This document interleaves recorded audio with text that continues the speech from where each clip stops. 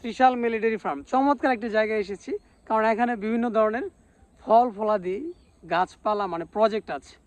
আছে fisheries project, আছে মালটা প্রজেক্ট, পেয়ারা প্রজেক্ট, এই যে এই পাশে আবার দেখলাম আমি মুরগিও আছে। এই যে এখানে মুরগির প্রজেক্ট বিভিন্ন ধরনের। ভাই একটু বলেন, রাজীব ভাই এখানে একটা প্রজেক্টের দায়িত্বে আছেন। তো রাজীব ভাই বলেন এখানে কি কি ধরনের প্রজেক্ট আছে একটু বলেন। এখানে আছে পেয়ারা, মালটা, আম, 3 জাতের আম আছে। হুম। আর তারপরে আছে সবজি বাগান, তারপরে আছে আপনার ওই যে মালটা প্রজেক্ট, যে না মালটা সামনে মালটা প্রজেক্ট, ড্রাগন আছে, বিভিন্ন জাত মিলায় আর কি। আপনার ওই যে ফিশারিজ আছে না? ফিশারি আছে আমার, মানে কত একর টোটাল সব মিলে এখানে? ফিশারি আছে 22 একর। আর এই মিলিটারি ফার্মটার এরিয়া কতটুকু বলতে পারবেন? 1200 একর। 1200 একর একটি মিলিটারি ফার্ম। তো আমার কাছে ভালো লাগছে, মানে কৃষি রিলেটেড কাজগুলো দেখলে ভালো লাগে আমার। এই যে চমৎকার একটা গাছে এত এত ফল ধরেছে, দেখেন এই যে মানে এই যে পলিথিনগুলো দেখা যাচ্ছে, হ্যাঁ এই যে কত কত, হ্যাঁ মানে এই যে প্রচুর। তো আমরা এরপরে বাকি প্রজেক্টগুলো দেখবো আশা করছি।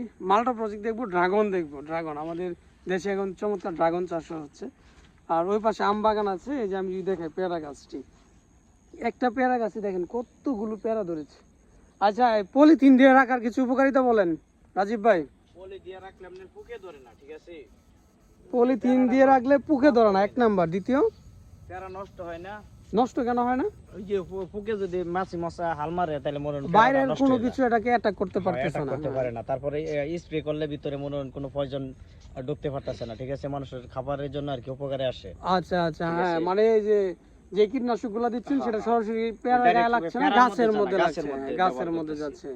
আর এরপরে মনে হয় সূর্যের আলোতে আর এই পেয়ারাটা মানে গুনতি হয়ে যায়, ঠিক আছে? মূল কথা হইছে কয়টা ফলি দেওয়া হয়েছে, পেয়ারাটা মনে হয় বাঁচে। পেয়ারাটা একটা গোড়া হয়ে যায় পলিথিন দেওয়ার সময়, ওই যে পলিথিনে প্যাকিং করার সময় একটা করে পেয়ারা বাচ্চা হয়ে যায়। হ্যাঁ চমৎকার। আমরা জানলাম যে এই যে পেয়ারা গাছে কেন পলিথিন দেওয়া হয়, এই জিনিসটা কিন্তু আমরা জানতে পারলাম। তো চমৎকার, অনেক বড় বাগান, টোটাল তো 1200 একর ভাই বললেন। আমরা পরবর্তী প্রজেক্টটি দেখতে যাবো। এই মুহূর্তে আমরা ছিলাম পেয়ারা প্রজেক্টে। পেয়ারা প্রজেক্ট এটা অনেক ভিতরে আর যাওয়া সম্ভব নয়, ওই পেছনে আবার ফিশারিজ আছে। আর এই পাশে যে এটাতে কিছু মুরগি আছে, আর এখানে হচ্ছে বীজতলা করেছে আর কি।